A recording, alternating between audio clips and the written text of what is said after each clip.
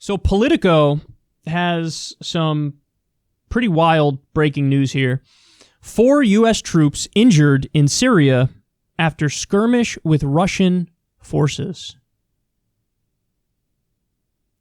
Here we go. So the U.S. has about 500 troops in Syria at the moment, primarily in the northeastern part of the country.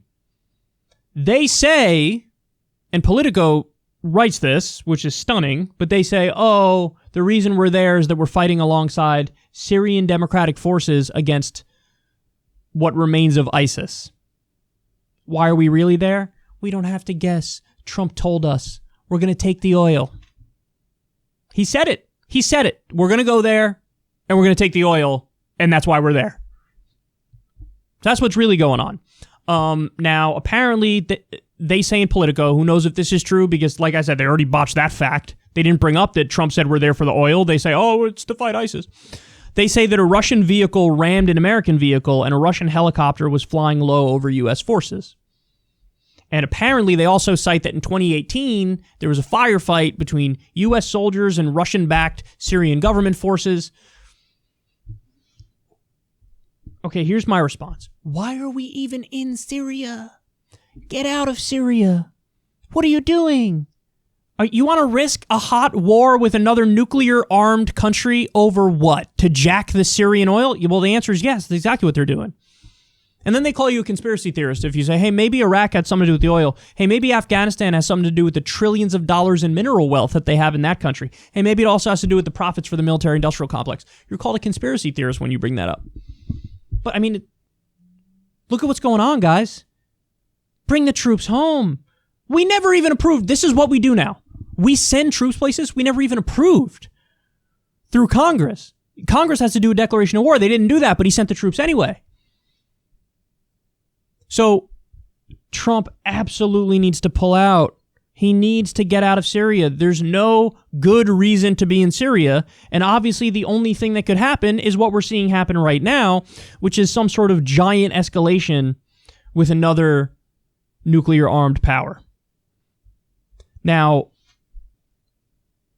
the other thing is, if Trump pulls out, which is what he should do, but if he were to pull out, what would happen? You and I both know it. The Democrats would immediately accuse him of doing Putin's bidding. Hey, you got into a fight with Russian troops. What are you going to do? You going to run away like a little bitch? Were you told to run away by Vlad? This is what they're going to say.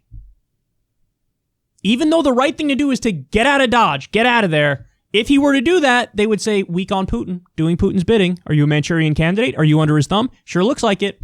So they're prodding him to be more hawkish, be more aggressive, escalate. That's what they want him to do. This is what the nominal left party is doing in this country, going to the right on foreign policy and on the issue of Russia and Syria. And also, by the way, I'm not letting Trump off the hook here either, because this is the logical end result of an administration that is packed to the brim with neoconservatives, as his is. We shouldn't be in Iraq. We shouldn't be in Afghanistan. We shouldn't be in Syria. We're in all of those places. Now we got into a fight with Russia. It's like, what'd you expect? You got a bunch of maniac American exceptionalist psychopaths, neocons in your administration, and something like this happens. God forbid, who knows what they're telling them behind closed doors, but I swear you better not listen to them, because you know they're saying we got to escalate in return.